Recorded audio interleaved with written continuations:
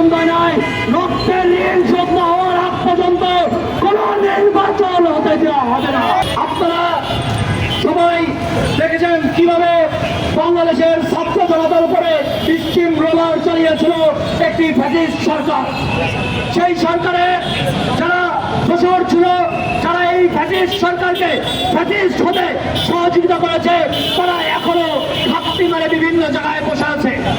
আমরা গতকালকে কুষ্টিয়ার আইনজীবী পরিষদের নির্বাচন দেখেছি, সেখানে আজকের যে সভাপতি হয়েছে সে আওয়ামী লীগের দোষর। গতবার সেও সেই আওয়ামী লীগ প্যানেল থেকে সভাপতি হয়েছে, এইবারও সভাপতি হয়েছে নির্বাচন করে। এর থেকে স্পষ্টই বোঝা যাচ্ছে আওয়ামী লীগকে পুনর্বাসনের চেষ্টা চলছে। সেই বিচার ব্যবস্থাকে আমরা বলছি স্বাধীন করতে হবে।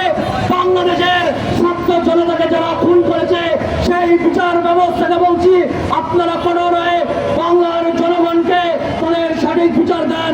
সেই বিচার ব্যবস্থাকে রূপক্ষেপ দেখানোর জন্য, বিধ্বংসী দেখানোর জন্যই আমরা দেখি কুষ্টিয়াতে আওয়ামী লীগ প্যানেলের থেকে সভাপতি নির্বাচন করা হয়েছে। এর থেকে আমরা শঙ্কিত, আমরা আশাহত হচ্ছি। বাংলার জনগণ বারবার আশাহত হয়েছে।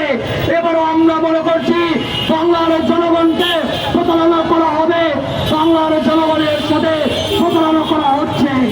এইভাবে করে যদি বারবার আওয়ামী লীগকে পুনর্বাসিত করা হয়, আমার জীবন নিয়ে আমি শঙ্কিত। এখানে যত বিপ্লবী আছে সবাই তাদের জীবন নিয়ে শঙ্কিত। আমরা দেখতে পাচ্ছি রাজনৈতিক দলরা নির্বাচন নিয়ে কথা বলছে, কিন্তু বিচার নিয়ে কেউ কথা বলছে না। কেন বলছে না? তারা কি ক্ষমতালোভী হয়ে গেছে? ক্ষমতার জন্য আমরা জীবন দিই নাই, ক্ষমতার জন্য বাংলাদেশের ছাত্র সমাজ জনগণ জীবন দেয় নাই। রক্তের ঋণ শোধ না হওয়ার আগ পর্যন্ত কোন নির্বাচন হতে দেওয়া হবে না। আমাদের স্পষ্ট কথা, রক্তের ঋণ শোধ হবে, তারপর বাংলার জমিনে নির্বাচন হবে।